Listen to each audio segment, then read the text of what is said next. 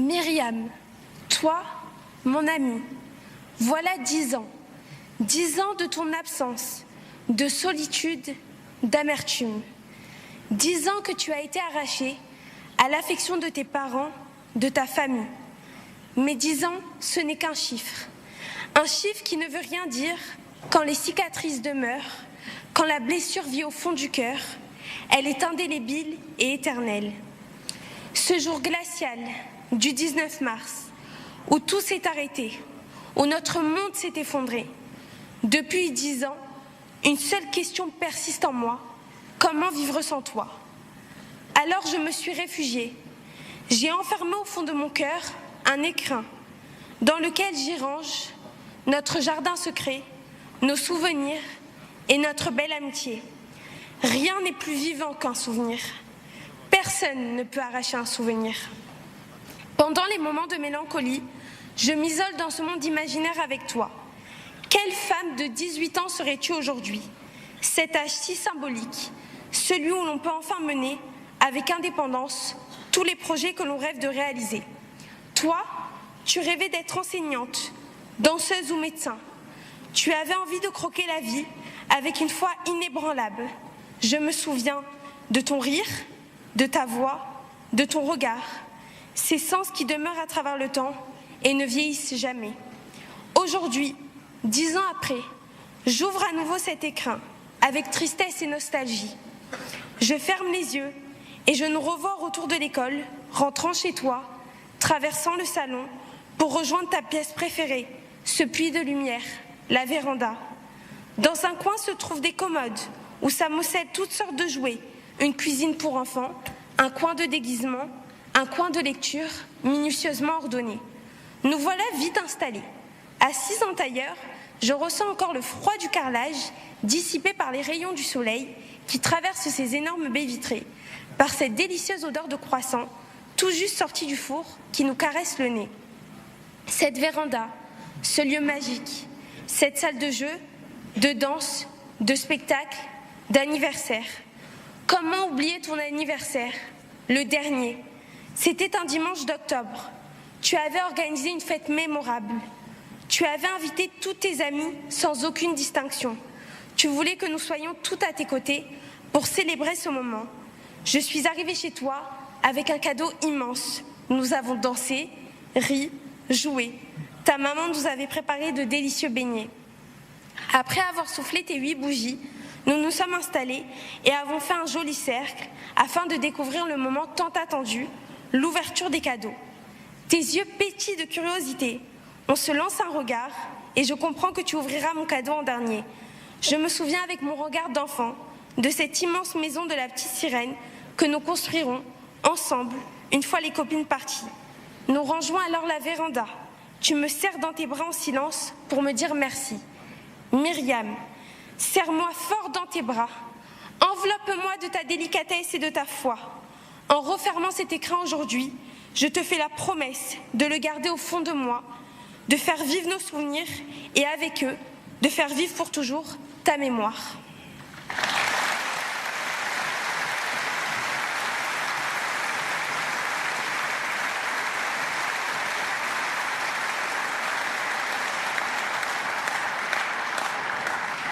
Inès.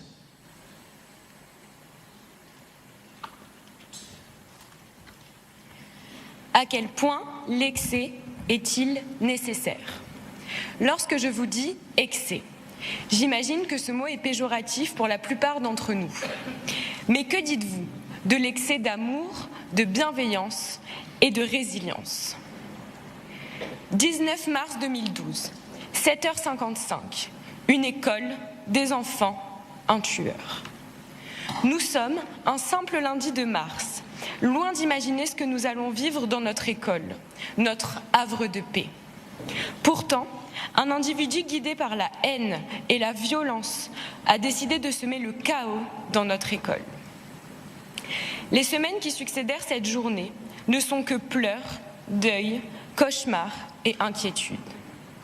Étonnamment, ces semaines ont aussi été peuplées d'amour, de solidarité et de fraternité. L'école était devenue une famille, unie par le chagrin.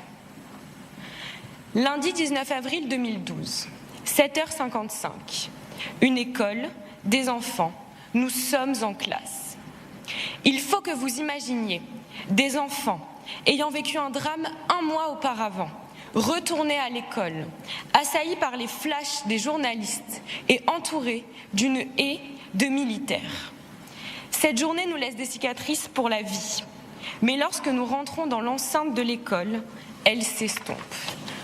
Nous faisons mine de les ignorer, dans un excès de reconnaissance envers nos professeurs, le directeur et son épouse, qui, malgré la perte de leur fille dans la tuerie, mettent un point d'honneur à faire vivre une journée normale d'école à leurs élèves. Nous avons tous failli mourir ce jour-là, mais nous continuons d'être ensemble et tentons d'effacer le souvenir du sang en le remplaçant par des rires d'enfants. Pour tous ces excès, je voudrais dire merci. Merci à mes parents d'avoir eu le courage de me raccompagner à l'école. Merci au conseiller principal d'éducation, aux surveillants, aux professeurs, d'avoir fait en sorte que la vie de l'école redevienne comme avant. Merci aux élèves pour notre entraide et notre soutien. Merci au directeur et à son épouse. Aucun mot ne pourra leur exprimer toute ma gratitude. Finalement, c'est grâce à notre excès de bienveillance envers les familles des victimes, nos propres familles et envers nous-mêmes que nous y sommes retournés. Grâce à l'excès d'amour que nous faisons revivre notre tendre et chère école. Et grâce à l'excès de tolérance que nous n'avons pas de haine. Aujourd'hui, nous sommes ensemble, nous sommes forts. Nous ne pourrons jamais oublier, mais nous nous sommes tous reconstruits.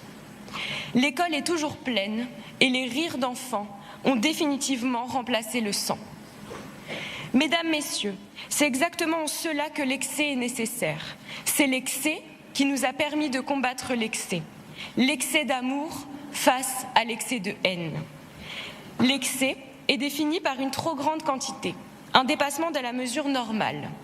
Alors, pour faire face à des épreuves aussi extrêmes, nous avons besoin d'excès pour pallier à nos incompréhensions.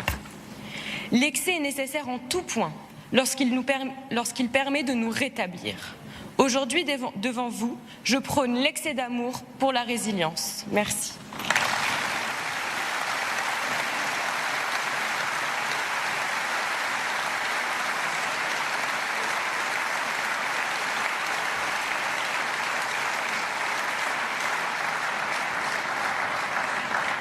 Sabine.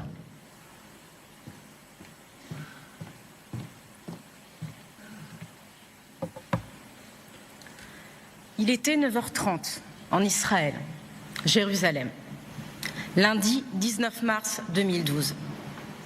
Je me demande d'ailleurs bien pourquoi j'étais chez moi à cette heure. Lundi, vers 9h30, j'aurais dû être au travail. Étais-je souffrante? L'un de mes enfants l'était? Ce qui aurait expliqué ma présence à la maison? Je ne m'en souviens plus.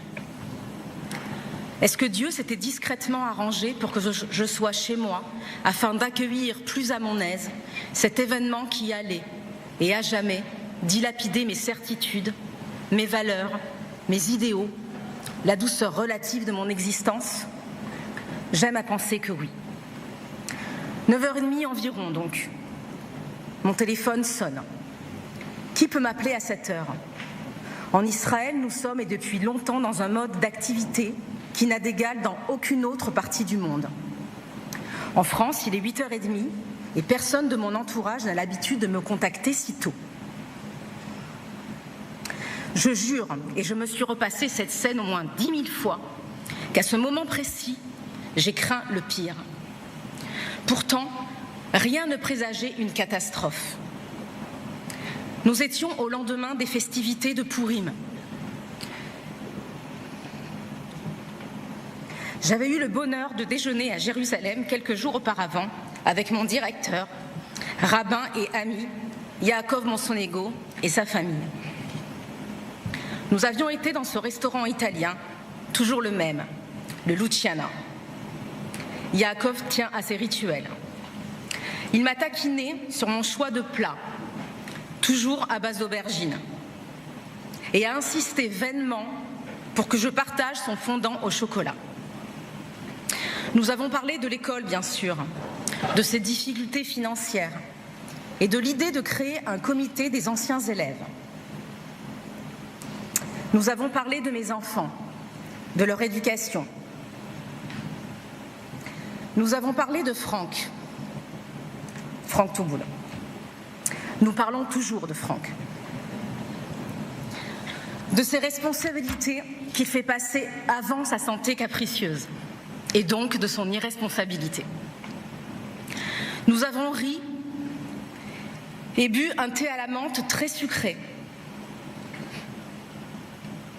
Myriami, comme à son habitude, virevoltait dans la salle du restaurant.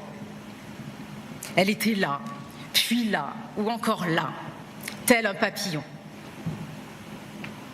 Nous nous sommes séparés tranquillement, nous disant à très vite pour un autre déjeuner au Luciana. Je décroche. Mon ami Serge me demande si je vais bien. Serge et Franck sont mes plus vieux amis. Nous nous sommes connus à l'âge des pommiers en fleurs, tous trois élèves de l'école Hortora. Nous étions inséparables.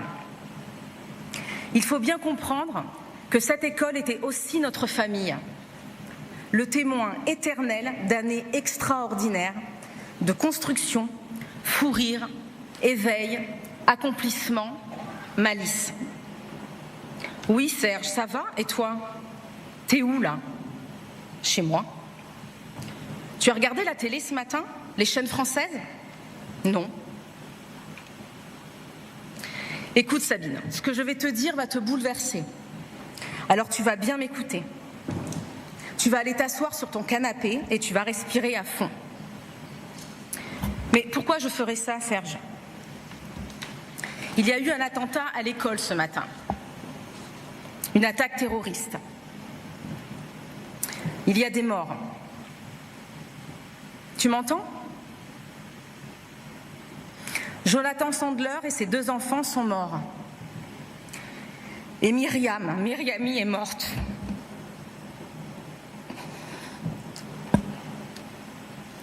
Je raccroche sans lui laisser le temps d'en dire plus. J'appelle Franck. Franck, je viens d'avoir Serge. Dis-moi que c'est une mauvaise blague, dis-le-moi.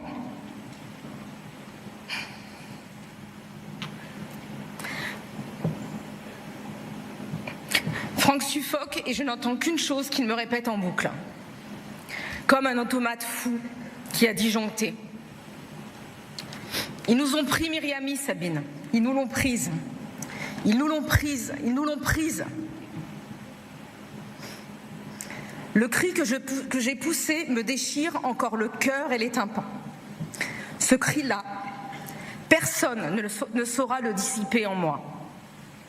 Ce cri-là venait du fond des temps, de ces temps reculés où les hommes n'avaient que ce moyen de défense face à la barbarie de leur époque. Franck a tenté de me calmer à 5000 km. Lui qui était sur place et qui souffrait tellement, a attendu que ce cri cesse, faute de souffle. S'en sont suivis des heures, jours, mois, années de décomposition psychique. S'en est suivi un chaos que le temps s'acharne impudiquement à vouloir apaiser. S'en sont suivis des questionnements douloureux, de longues heures d'études. S'en est suivi un deuil que nous, élèves de l'école, portons collectivement et très singulièrement. Chers parents d'élèves, vous le savez, nous le savons tous, nos enfants auraient pu être devant l'école à cette heure-ci. Nous y avons tous pensé et cette idée nous obsède. Est-ce une question de providence, de hasard?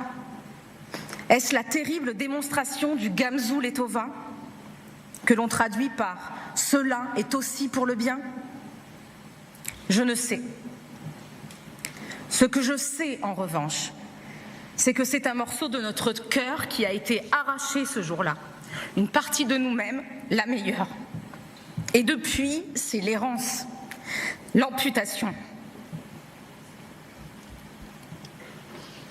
N'oublions jamais leur visage. Que leur mémoire repose en paix. Ils sont désormais à Jérusalem, peut-être un peu plus près de Dieu. Jonathan, Aryeh, Gabriel, Miriami, Anachnu itchem, Atem initanu lenatseach.